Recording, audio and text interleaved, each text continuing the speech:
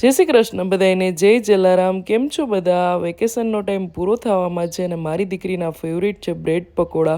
તો ચલો આજે બનાવીએ મસ્ત મજાના બ્રેડ પકોડા। તેલમાં રાઈ, લીમડો અને લીલા મરચાંનો વઘાર કરી લીધો છે। પછી 2 મોટી નંગ ડુંગળી લીધી હતી, એને પણ 1 મિનિટ સુધી આવી રીતે ચલાવી લેશું।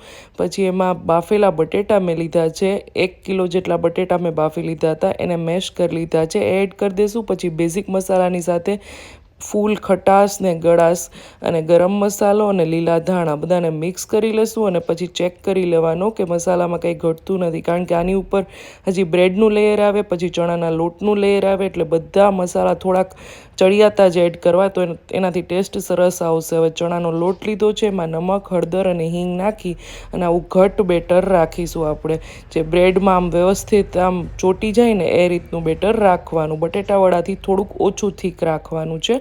હવે અહીંયા મારી દીકરી આવી ગઈ છે હેલ્પ કરવા, કારણ કે એના બહુ જ ફેવરિટ છે। તો સેન્ડવિચની જેમ આપણે બંને બ્રેડની વચ્ચે માવો ભરી લેશું અને પછી આપણે એને બેટર જે બનાવ્યું છે એમાં ડીપ કરી અને ફ્રાય કરી લેશું। તો બની ગયા છે આપણા પકોડા। તમે કઈ રીતે બનાવો છો કમેન્ટ કરજો।